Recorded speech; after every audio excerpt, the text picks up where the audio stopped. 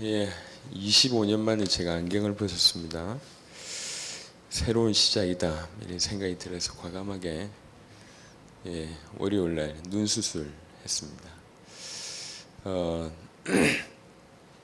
교회에 중요한 시간표가 있겠다 싶어서 어떤 형태로든지 뭐 좀 표현을 해야 되겠다 뭐 이런 생각이 들어서 했는데 잘했는지 모르겠습니다.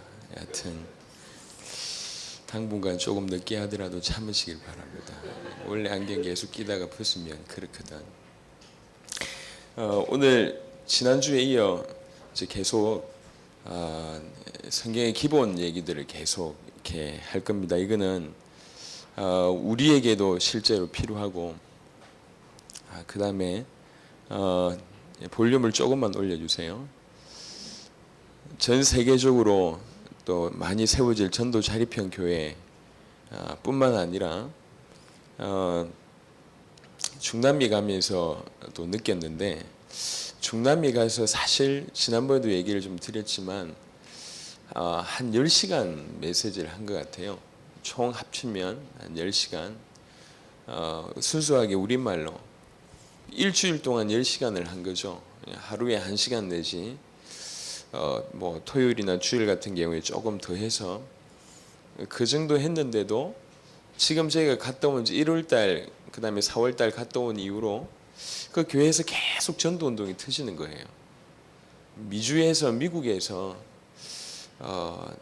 그 이제 현지인들이 그런 식으로 전도를 하는 예가 미국이라는 문화 속에서 굉장히 힘듭니다. 약속을 해서 겨우 만나야 되는 이런 시간표인데 계속 지금 전도 운동이 일어난다는 얘기를 듣고 있습니다. 우리가 오기를 지금 학수고대하고 있어서 조금 딜레이가 돼서 아마 10월달 경에 아마 가게 될 것 같습니다. 10시간 전달했는데요. 그렇구나. 만약에 이런 좀 기본적인 내용들이 계속 전달이 된다면, 물론 우리하고 연결된 전도 자립형 교회들도 필요하겠지만 중남미권에 계속 그 사람들은 웬만한 미국에 사는 중남미 사람들은 웬만큼 영어가 되니까 어째도 이렇게 그 사람들은 스페니쉬와 영어를 한다면 우리는 또 한국말과 영어를 하다 보니까 영어라는 공용어를 두고 짧은 시간이지만 중요한 부분이 좀 전달된다면, 체계적으로 좀 전달이 된다면 이것 또한 굉장히 유익한 자료이지 않겠나. 그러니까 우리 개인도 정리를 하고 그 다음에 동시간대 아니면 동시간대가 아니더라도 충분히 좀 활용할 수 있는 그런 자료가 됐으면 좋겠고, 이거 두 개는 어떻게 보면 실시간 전도 자립형 교회나 많은 교회에서 참고하라고 하는 것은 어떻게 보면 2차적인 거고, 우리 개인이 실제 전도 운동이 좀 일어나야 되고 전도 운동의 응답을 좀 받아야 되는데 개인적으로 조금씩 좀 깊이 있게 좀 생각을 해볼 필요가 있겠다. 잘 안다고 하는 기본 메시지와 우리가 받은 어떤 축복들을 좀 제대로 좀 정리할 필요가 있겠다. 사실 메시지 따라 역사가 일어나는 법이거든요. 동삼제일교회를 비롯해서 사실 초창기에 지금까지 일어났던 전도운동 중에 최고의 전도운동이 이렇게 초창기에 일어났는데, 초창기에 일어났던 대부분의 사람들이 받았던 메시지와 전달됐던 메시지가 기본 메시지가 거의 틀이었습니다. 이걸 깊게 또 현장에서의 어떤 응답들을 통해 가지고 결국 이게 계속 선포됐다. 근데 이게 메시지가 전달되니까 막 터지기 시작한 거거든요. 그래서 우리 교회도 또 우리 후대들을 두고, 또 저와 여러분들은 또 우리 후대들을 사역해야 될 부분들이기 때문에 단어 하나도 좀 깊게 생각해 볼 필요가 있고 그게 어떤 의미가 있는지를 생각해 볼 필요가 있겠다 싶어서 이렇게 좀 정리하고 있습니다. 두 번째 시간이죠. 창세기 2장 17절에 하나님의 언약에 대한 얘기입니다. 선악을 알게 하는 나무는 따먹지 말라. 네가 먹는 날에는 정령 죽으리라 라는 메시지를 주셨습니다. 자, 요걸 우리가 한번 좀 길게 한번 살펴봐야 돼요. 요 메시지를 이미 주기 전에 하나님 먼저 축복을 주셨습니다. 하나님의 형상이라는 축복, 흙으로 살 수밖에 없는 흙 같은 존재였는데 하나님이 우리를 만드시고 생기를 넣으셔서 생명이 되게 하고 하나님의 형상이 되게 하셨습니다. 생육하고 정복하고 다스리는 모든 축복을 다 주셨습니다. 1장 29절, 2장 16절 보니까 모든 채소, 나무 열매, 먹을거리로 주셨습니다. 에덴을 맡겨주셨습니다. 그러니까 주신 많은 축복들을 주놓고 그 다음에 이제 명령을 하신 겁니다. 명령일 수도 있고 언약이라고 얘기할 수가 있겠죠. 언약은 당사자들끼리 약속하는 게 아닙니까? 물론 그렇습니다. 하지만 일방적인 언약도 있습니다. 예를 들면 사람이 이제 부모가 죽으면서 자녀들에게 유언장을 남기잖아요. 그것도 일종의 약속이거든요. 이게 언약입니다. 그거는 상대방에 의지하고 전혀 상관없이 본인의 의지로 전달되는 겁니다. 이것도 약속이죠. 하나님의 언약은 이런 형태입니다. 그래서 이게 하나님의 명령이라고도 볼 수 있지만 하나님의 언약이라고 볼 수가 있습니다. 굉장히 중요한 내용들이죠.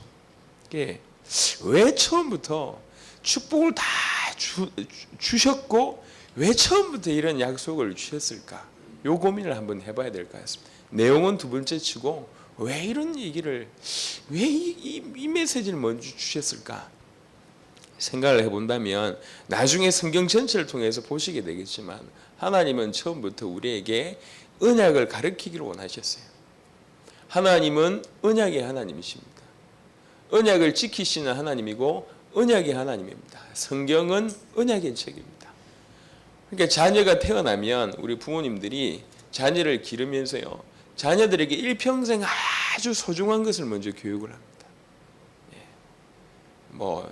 이렇게 어른 말에 순종한다든지 아니면 공부에 즐거움을 준다든지 이게 그냥 단순한 그때그때마다 아이들 컨디션에 맞게끔 놀이를 해주는 게 아니고 이 아이에게 가장 인생에서 중요한 것을 가장 먼저 가르칩니다. 부모님들이 사랑한다고 이렇게 아이를 자녀를 끌어안는다든지 이런 모든 것들이요. 인생 전체에 있어서 가장 소중한 것을 먼저 가르치는 거죠. 하나님이 인간에게 축복을 주셨을 뿐만 아니라 명령을 하신 이유가 많은 뭔가가 있겠지만요. 제일 먼저 가르친 게 뭐냐? 하나님이 언약의 하나님이십니다. 약속의 하나님이시죠.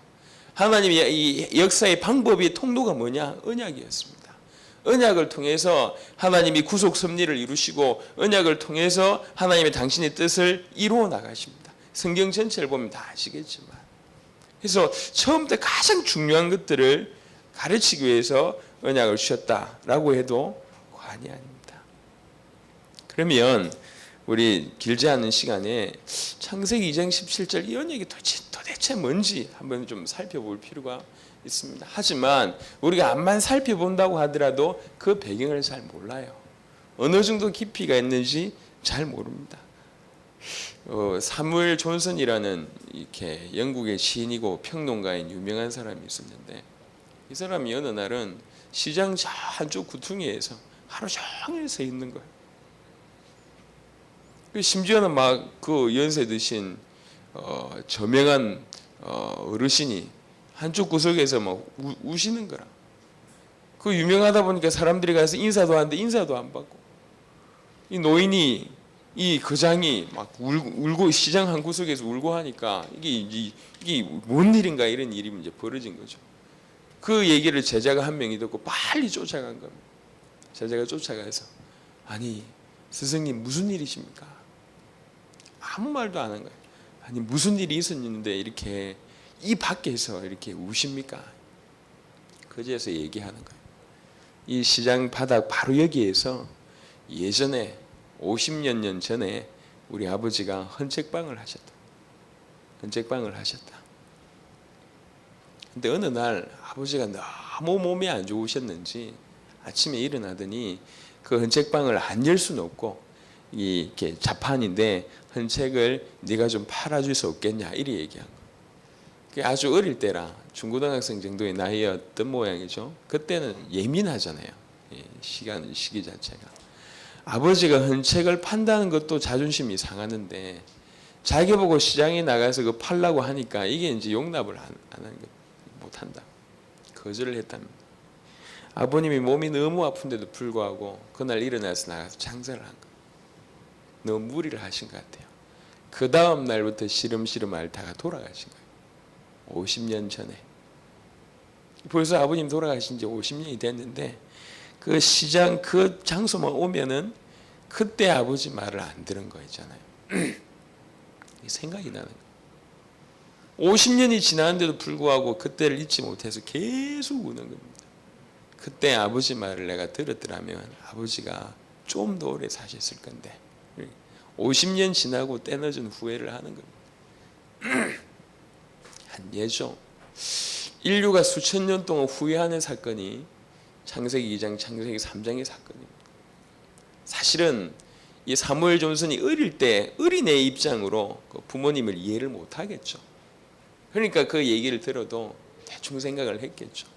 자, 우리 수준이요 그런 수준입니다. 사실은 설명을 해준다고 해도 그 깊이를 다 알 수가 없습니다. 그래도 우리가 알 수 있는 수준에서 조금만 본다면 사무엘 존슨처럼 50년 이상 후회하지만 우리는 수천 년을 후회하고 있어요. 창세기 2장 17절에 왜 하나님께서 선악을 알게 하는 나무를 먹지 말라고 하셨을까? 명령하신 이유가 도대체 뭔가? 신학적인 깊이라든지 이런 것들을 다 배제하고요. 아주 상식적으로 이해할 수 있는 몇 가지만 얘기를 좀 해보겠습니다. 요때 당시에는 하나님은 전능하신 하나님일 뿐만 아니라 인간은 이 전능하신 하나님과 소통되는 사이였어요. 소통되는 사이. 굉장히 절친한 사이죠. 왜 부모 자식들 간에도 친구처럼 지내는 그런 관계 있잖아요. 엄마하고 딸 관계 중에도 그렇게 지내는 사이가 있지 않습니까? 아버지와 아들은 잘 없는 것 같은데 엄마와 딸 사이 같은 경우에는 막 이렇게 친구처럼. 그래도 암만 엄마와 딸이 친구처럼 지낸다 할지라도 엄마는 엄마고 딸은 딸이요. 지켜야 될 선이라는 건 분명히 존재합니다. 지켜야 될 선이 있기 때문에 그렇게 깊어질 수가 있는 겁니다. 오히려 엄마를 무시하거나 아니면 딸을 아주 형편없이 생각해서는 엄마가 넘지 말아야 될 선을 넘거나 딸이 넘지 말아야 될 선이 넘을 경우에는 그런 일이 생기지가 않습니다. 암만 친하더라도 그 친한 배경에는 항상 지켜야 될 선이라는 걸 있어요. 그 지켜야 될 선을 하나님 허락하신 겁니다. 나는 창조주고 너는 피조물이라는 거지. 그 지켜야 될 유일한 선이 뭐냐? 요거 하나예요. 하나님이 우리에게 허락하신 단 하나의 약속, 단 하나의 계약, 단 하나의 명령, 단 하나의 한계선, 단 하나의 선이죠. 이게 아무것도 아닙니다. 선악을 알게 하는 거, 알게 하는 나무 따먹지 말라. 따먹지 말라. 그게 아주 고통스러운 일이냐? 아닙니다. 자연스러운 거예요. 안 따먹으면 돼요. 안 따먹는 것 자체가 최고의 순종이라. 절대 순종이죠. 그래서 이 약속은 어떻게 보면 예를 들면 너무너무 지키기 힘들어서 인간에게 꼭 필요한데 예를 들면 너 물 마시지 마. 물 마시면 정령 죽어. 이렇게 얘기한다면 도무지 불가능한 일이잖아요. 너 예를 들면 100일 동안 먹지 마. 이런 식으로 이야기를 했다면 기가 막혀. 근데 그런 거하고 상관이 없습니다. 우리의 필요하고는 전혀 무관한 겁니다. 우리가 살아가는 거하고는 전혀 무관한 일입니다.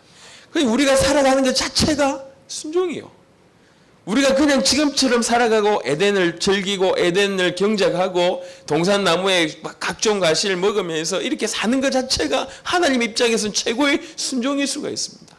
그래서 이건 최고의 약속이지만 최고의 축복입니다. 어떻게 보면 안 따먹으면 되니까, 따먹지 않은 것 자체가 순종이니까, 그냥 일상적인 삶 사는 이것 자체가 순종이니까 어떻게 보면 최고의 축복된 명령을 주셨습니다.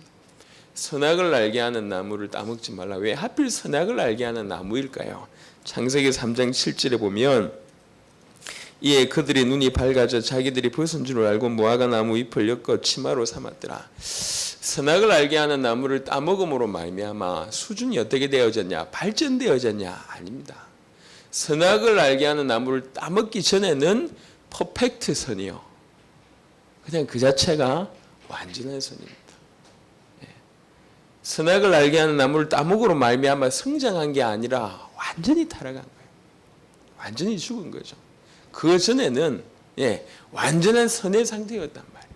이게 그래서 따먹지 말라. 그 말은 여러 가지 뭐 이렇게 신학적인 얘기가 있겠지만 그냥 상식선에서 얘기할 수 있는 게 뭐냐? 유익하지 않기 때문에 그런. 자녀들 키울 때는 여러분 잘 이해됩니다. 이거 절대로 하지 마. 저건 하면 안 돼. 이런 나름대로 선들이 있습니다. 그걸 안 하는 것이 자녀에게 유익합니다. 저희가 이제 셋째가 이제 5개월 이렇게 되다 보니까 이제 뒤집었어요. 그러면 이제 하나씩 눈에 보이는 거 이제 요즘에는요 이제 이유식을 하기 시작해요. 밥 먹는 걸 보면 뚫어지게 쳐다봐요. 지는 안 준다면서 그런 눈빛으로 뚫어지게 쳐다봐요. 입안에 막 넣는 거죠. 그런 애 주위에는요 이런 조그마한 구슬이라든지 이런 거 있으면 큰일 납니다. 왜 그냥 삼키는 거니까. 그러니까 우리 큰딸하고 애한테 얘기합니다. 우리 윤희 주위에는 그런 거 두지 말라고 이렇게 얘기를 하거든요. 왜 그러냐? 서로에게 유익하기 때문에. 또 먹는 것 자체가 유익하지 않기 때문에 그렇게 얘기하는 겁니다. 하나님이 선악을 알게 하는 나무를 따먹지 말라. 그거 따먹은 결과 우리 알지 않습니까? 바로 죽음이 들어왔고 그 다음에 이런 조금 이따 얘기하겠지만 설명할 수 없는 많은 파괴들이 들어왔습니다. 하나님이 아십니다. 그래서 따먹지 말라고 한 거예요. 먹지 않는 것 자체가 순종입니다. 그러니까 하나님 명령하실 때는 명령 그 자체도 최고의 모든 하나님이 우리에게 주셨을 때 그 던지는 모든 말씀은 축복의 말씀입니다. 어떻게 보면 위협적으로 보이고 아니면 굉장히 어려울지 몰라도 그 자체가 전부 다 우리를 마침내 축복하고자 하는 메시지였단 말이에요. 못 알아들은 거예요. 그러니까 하나님과 완전 소통된다. 요런 사이였는데 완전히 소통되는 사이였는데 이 선악과를 따먹으로 말미암아 완전히 그걸 다 잃어버리는 이런 일이 벌어졌습니다. 우리 인간의 뇌가 과학자들이 얘기하기를 한 1.4kg 정도 된답니다. 뇌를. 그걸 이제 단면으로 이렇게 펼쳐보면 신문지 한 장 정도의 너비로 나온답니다. 이렇게. 그러면 근데 이 인간의 뇌가 어느 정도냐? 일평생 보고 공부한 것 중에 10분의 1 정도를 기억하는데 10분의 1 정도의 기억량이 어느 정도냐? 보통 최고로 한 2천만 권 정도 된답니다. 그러니까 인간의 뇌가 참 대단한 것 같아요. 이 인간의 뇌를 만드신 분이 하나님이십니다. 그럼 만약에 하나님이 알고 있는 지식을 만약 펼쳐본다면 어느 정도 어마어마하겠습니까? 비교 불가죠. 요즘에는 이렇게 많은 내용을 이렇게 담아낼 수 있는 USB 같은 게 있잖아요. 그것만 하더라도 사실은 굉장한 기술력입니다. 그거 하고 저거 메가 컴퓨터의 본체하고 비교가 되겠습니까? 비교가 안 되는 얘기입니다. 유대인들은 이런 말이 있어요. 재능이 축복이 아니다. 물질이 축복이 아니다. 하나님과 연결되는 게 축복이다. 이렇게 얘기하는 거예요. 이 유한한 게 USB 유한한 게 메가 컴퓨터하고 연결돼서 그 모든 것을 쓸 수 있다고 얘기할 때는 어마어마한 축복 아닙니까? 요거를 유대인들이 이미 알았어요. 하나님의 말씀을 통해서. 하나님과 소통된다는 것은 사실은 엄청난 겁니다. 그런 사이였고 그런 인간이었습니다. 그런 인간이 이렇게 유혹에 빠져서 결국 선악을 알게 하는 나무를 먹게 됩니다. 다음 주에 얘기를 좀 하겠지만 반드시 죽으리라. 실제로 죽음이 인간한테 오게 됩니다. 영적으로 죽었습니다. 영적으로 죽어서 육신은 살아있는데 영적으로 죽어서 이 불신자 상태를 얘기하는 거죠. 그러고 나서 일반적으로 얘기했을 때 사람 죽는 걸 가지고 육신의 죽음이라고 얘기합니다. 죽고 나서는 심판이 있지 않습니까? 영원한 지옥불을 가는 거 가지고 영원한 죽음이라고 얘기합니다. 이 세 가지 죽음이 이미 왔고 진행 중입니다. 이게 너무 안타깝지 않습니까? 말씀하신 그대로가 전달됩니다. 이 하나님의 약속을 따먹지 말라고 이 하나님의 약속을 어겼는데 하나의 약속을 어긴 것이지만 모든 약속을 어긴 거고요. 넘지 말아야 될 선을 넘어버린 겁니다. 실제 죽음이 들어오고 모든 파괴가 들어옵니다. 언약이 기가 되면서 모든 것이 파괴되는 일이 이제 벌어집니다. 제일 중요한 것 중에 하나가 뭐냐면 관계의 파괴죠. 하나님과 인간관계가 완전히 깨집니다. 이 인간이 자연과의 관계가 깨지죠. 창세기 3장에 나옵니다. 인간끼리의 관계가 깨집니다. 이게 살아가려고 그런지 모르겠지만 또 경쟁 사회 속에서 노예에 있어서 그런지 모르겠지만 전부 다 인간 사이가 다 파괴해요. 전 세계에서 나하고 통한 소통되는 사람이 거의 없어요. 다 잘라버려요. 근데 더 기가 막힌 건 뭐냐면 자신과의 관계도 파괴되어 있어요. 전부 자기를 원망하고, 자기 자신에 대해서 안 좋게 생각하고. 요즘에 초등학생들도 그렇게 자살 생각을 많이 한답니다. 기가 막혀요. 우울증에 사로잡히고 자기 자신을 원망하고. 그러니까 자기 자신이 이렇게 부럽다, 아니면 자기 자신이 그걸 이렇게 뭐 자랑스럽다 이렇게 생각하는 사람은 참 별로 없는 것 같아요. 거의 99%는 그럴 것 같아요. 이게 사실 우리 와이프를 볼 때마다 그런 게 조금 신기한데, 어디서 그런 자신감이 나오는지 모르겠지만 자기는 지금까지 살면서 거울 보면서 자기가 못생겼다고 생각해 본 적이 한 번도 없대요. 내가 볼 때 참 대단하다. 어디서 그런 용기가 오는지. 본인은 그렇게 생각한대요. 나는 그렇게 생각 안 하는데 본인은 그렇게 생각한대요. 자신감이죠. 사실 그런 자신감 하나만 있어도 굉장히 당당할 수 있잖아요. 외모뿐만 아니라 모든 것에서 자신과의 관계도 파괴되는 거예요. 그러니까 언약을 파기하는 순간에 모든 것의 파괴가 우리한테 일어났습니다. 이게 죽음이죠. 죽음의 상태가. 약속 하나 너무 중요합니다. 어떤 조류학자가 깊은 정글에 들어갔는데 앵무새 둥지를 이렇게 발견한 거예요. 그래가지고 그거를 그 안에 있는 그 어린 새끼를 이렇게 새 장에 해가지고 자기 집에 이제 걸어놨어요. 아침마다 그 새소리를 들으려고. 그게 어떻게 알았는지 어미새가 이제 찾아온 거예요. 새장이 찾아와가지고 어미새가 이제 찾아오면서 막 먹을 걸 갖다 주는 거예요. 그래서 그때마다 먹이를 줘야 되는데 어미새가 갖다 주니까 그것도 또 좋은 거라. 아침마다 새소리 들리지, 어미새 찾아와서 먹을 걸 주지, 좋다면서. 그러고 있는데 얼마 이후에 새끼 새가 죽었어요. 조류학자잖아요. 왜 죽었을까? 원인을 분석해보고 소름 끼치는 그런 결과를 얻게 된 거예요. 조류학자가 너무 충격을 받은 거예요. 왜 그러냐? 이 어미새가 준 먹이가 그냥 먹이가 아니고 독이 든 과일을 먹인 거예요. 독이 든 과일. 그래서 어미새가 새끼새를 죽인 거예요. 새장에 같이 있을 바에야 그 사는 게 아니다 하면서. 그래가지고 먹이를 주는 것 같이 먹이와 동시에 독을 준 거예요. 그래서 어미새가 새끼새를 죽인 거예요. 그게 사는 게 아니라는 거지, 새끼새가. 조류학자가 그걸 보면 너무 충격을 받은 거예요. 그렇구나. 선악을 알게 하는 나무를 따먹으면 반드시 죽으리라. 좀 이해가 되십니까? 예, 선악을 알게 하는 나무 따먹은 상태로 사는 이게 인생이 아니라는 거지. 이렇게 죄 가운데 오염되고 자기 자신을 원망하고 타인과의 관계 깨지고 일평생 죄와 저주와 사단에 노예되고 이게 인생이 아니라는 얘기지. 반드시 죽으리라. 그러니까 이제 사실은 이 새가 우리한테 주는 메시지예요. 이게 인생이 아니란 거거든요. 하나님의 형상을 잃어버린 인간은 더 이상 인간이 아닙니다. 흙입니다. 아니까 이런 어마어마한 배경이 있으니까 얘기한 거예요. 약속을 주신 겁니다. 언약을 주신 겁니다. 그래서 인간의 문제가 죄로 인한 문제, 사단의 문제이기도 하지만 결국 하나님의 언약을 놓친 문제들이 계속 발생합니다. 창세기 3장 이미 그랬죠. 창세기 4장에 메시지를 줬어요.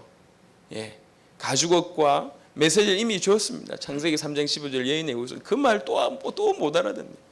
그러니까 제사에 실패하지 않습니까? 그러니까 또 나중에 어떻게 되냐? 가인이 아벨을 쳐 죽이는 이런 일이 또 벌어지는 거예요. 계속 반복이 되는 겁니다. 창세기 6장에 보니까 사람의 죄악이 아예 관영함이 세상에 가득하다고 얘기했어요. 이런 인간의 문제들이 계속 일어나는 거예요. 그래서 하나님께서는 또 하나 또 중요한 약속을 또 주십니다. 언약을 놓친 인간에게 다시 한번 기회를 주는 거죠. 소중한 언약을 완전히 회복할 수 있는 언약을 주십니다. 살 수 있는 언약을 주십니다. 구원의 언약을 주십니다. 그게 그리스도입니다. 방글라데시의 회교도인들은요 하루에 7번씩 기도한답니다.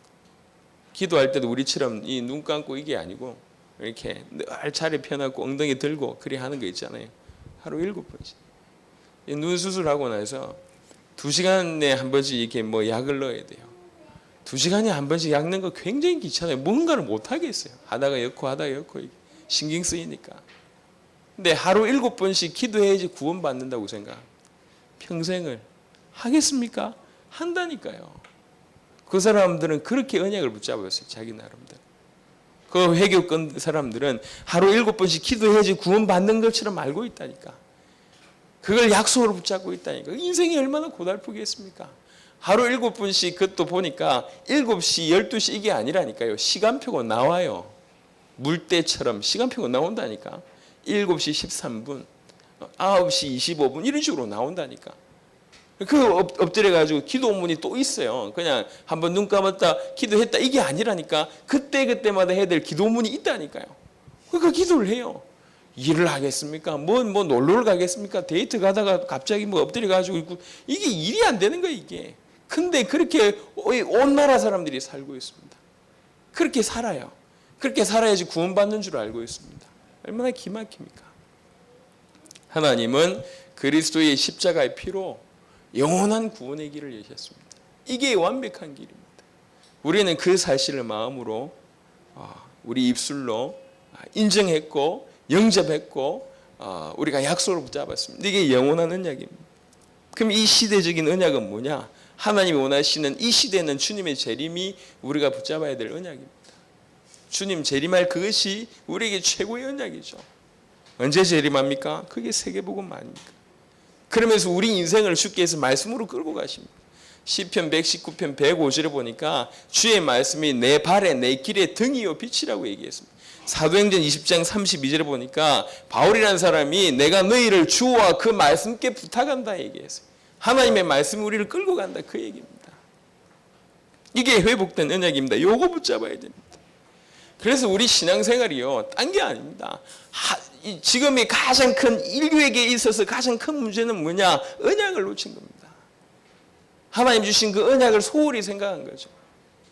사무엘 존슨이 얘기했던 아버지가 야 좀 오늘 나 대신 일 좀 해달라. 이 말이 그 말 하나를 어겨가지고 50년을 후회하는 거와 마찬가지로 하나님의 말씀을 하나님의 약속을 대충 생각한 거예요. 그게 인류의 모든 문제의 시작이었습니다.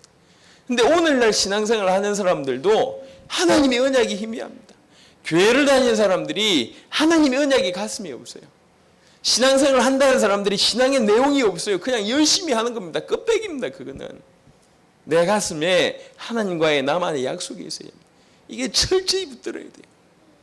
사도행전 9장 15절부터 19장 21절, 23장 11절, 사도행전 27장 24절은 전부 바울의 얘기입니다. 네가 가이사 앞에 서야 될 거다. 네가 로마에 가야 될 거다. 로마에서 이 복음을 증거해야 될 거다. 이 메시지를 붙잡은 거예요. 사도행전 27장 24절 같은 경우에는 큰 풍랑을 만나잖아요. 큰 풍랑을 만났는데도 불구하고 이 사람이 전혀 소망을 잃지 않았습니다. 왜 그러냐? 나는 가야 되니까 가이사 앞에. 심지어는 그 약속 때문에 당신들이 살아났다라고 얘기합니다. 내가 로마 가이사 앞에 가야 되는데 그럼 나는 죽을 수 없지 않냐. 그래서 이 축복 때문에 당신들도 살아난 것이다. 이 얘기하는 거예요. 철로역정에 보면 그런 토막이 나옵니다.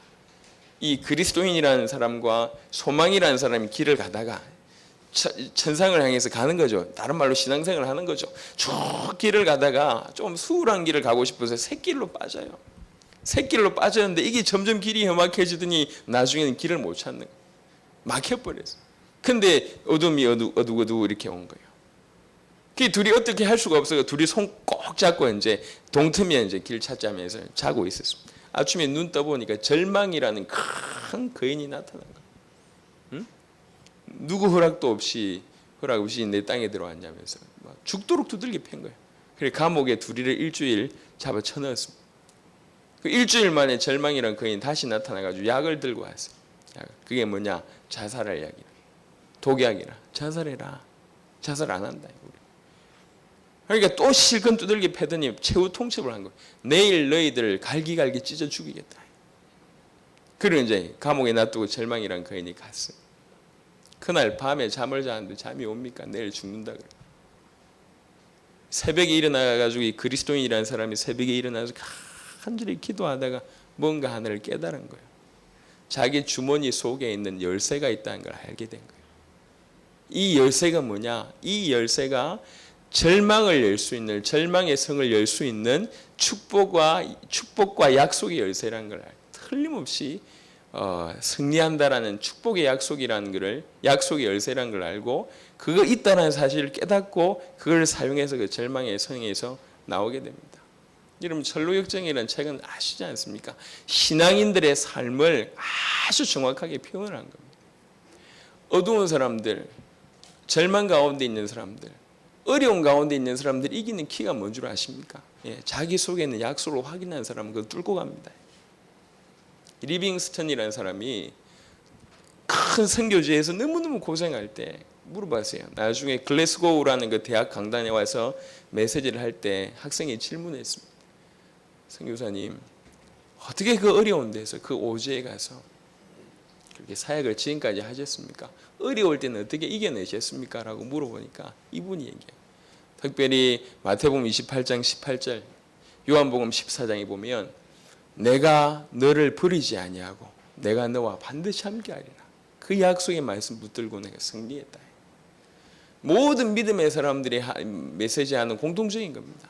이 사람들이 그냥 하나 붙잡고 승리했다가 얘기 아니고 그 마음에 뭐가 있었냐? 약속이 있었던 거예요. 약속. 자기 가슴 속에 있는 약속을 붙잡았기 때문에 승리한 겁니다. 신앙생활은 뭐 하는 것이냐? 약속을 붙잡는 겁니다. 인간의 문제는 무슨 문제냐? 약속을 잃어버린 거예요. 약속을 놓친 게 인간의 문제고, 약속을 회복하는 길로 그리스도를 주셨고, 신앙생활은 약속을 붙잡는 겁니다. 그래서 예배 시간은 좋은 말씀을 듣는 게 아니라 그 주간에 하나님과의 나와의 약속을 체결하는 시간이라고 해도 과언이 아닙니다. 내가 너를 통해서 이리 하겠다. 알겠습니다, 하나님. 요겁니다. 이게 예배 시간. 저와 여러분들이 우리 후대들에게 중요한 것을 전달해야 됩니다. 뭘 전달해야 되냐? 약속을 전달해야 됩니다. 약속을 맺는 신앙을 전달해야 됩니다. 말씀을 정리하도록 하겠습니다. 지난주에는 우리는 하나님의 형상에 대해서 살펴봤습니다. 흙일 수밖에 없는 존재인 우리에게 하나님의 은혜로 역사하셔서 생기를 불어넣으시고 생명이 되고 하나님의 형상이 되었습니다. 너무 놀라운 축복을 받게 됩니다. 너무 놀라운 축복을 받은 우리 인간에게 제일 먼저 하나님이 명령을 주십니다. 축복과 동시에 약속을 주십니다. 왜 그러냐? 하나님은 언약의 하나님이시니까. 성경은 언약의 책입니다. 하나님은 언약으로 인생을 끌고 가십니다. 그래서 약속을 주신 겁니다. 창조주와 피조물의 한계선, 완전 소통하는 사회지만은 평상시 삶을 사는 것 자체가 최고의 순종일 수밖에 없는, 그냥 평상시 삶을 사는 것 자체가 주님께 영광 돌릴 수밖에 없는 그런 삶이 약속 하나입니다. 이거 안 따먹는 것 자체가 최고의 순종이라, 최고로 주님을 영화롭게 하는 겁니다. 마지노선입니다. 요거 하나 준 겁니다. 유일한 약속. 근데 이 인간이 이 유일한 약속을 어긴 겁니다. 선악을 알게 하는 나무를 따먹으면서 인간이 언약을 파기하고 모든 파괴의 역사들이, 절대적인 타락의 역사들이, 전적인 타락의 역사들이 막 일어나기 시작합니다. 죽음이 덮치죠. 지금 우리 인간에게 와 있는 겁니다. 약속을 잃어버린 인간에게 하나님은 또 한 번의 기회를 주십니다. 그리스도를 통해서 영원한 약속을 주셨습니다. 그뿐만 아니라 시대를 보고 오늘을 살 수 있는 말씀도 주십니다. 신앙생활은 뭐 하면 됩니까? 이 약속을 담으면 되는 거예요. 내 가슴에 약속이 있어야 돼요. 약속. 예수는 그리스도구나. 약속이 있습니다. 그렇지. 주님 재림, 세계복음화, 내 인생의 약속이구나. 그렇지. 그 일을 위해서 날마다 내가 힘을, 날마다 내가 응답을, 날마다 내가 은혜를 붙잡아야 돼. 여기 신앙생활입니다. 이 약속이 없다. 이 약속이 희미하다. 또 넘어지는. 창세기 3장이 계속 반복이 된다고 해도 과언이 아닌 겁니다. 파기 역사, 파괴 역사, 죽음의 역사가 계속 반복이 됩니다. 우리는 이런 신앙생활을 하면 안 됩니다. 전 세계에 알려줘야 됩니다.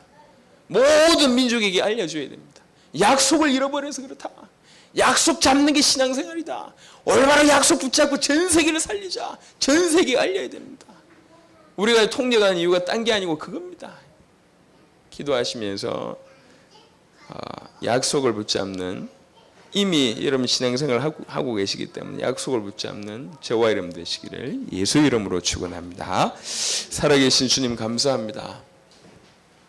약속을 잃어버린, 약속을 놓친 저희들에게 하나님이 다시 한번 기회를 주셔서 감사를 드리며 약속의 주인공 되시는, 모든 언약의 알파와 오메가 되시는 그리스도를 붙잡고 그리스도의 재림을 향하여 오늘의 말씀으로 살아갈 수 있도록 축복하심을 감사를 드립니다. 살아계신 주님, 오늘 이 자리에 모인 모든 주의 백성들이 다시 한번 언약을 굳건히 붙잡는 귀한 신앙생활 시작하도록 축복하여 주옵소서. 감사를 드리옵고 살아계신 우리 주 예수 그리스도의 이름으로 기도드렸습니다. 아멘.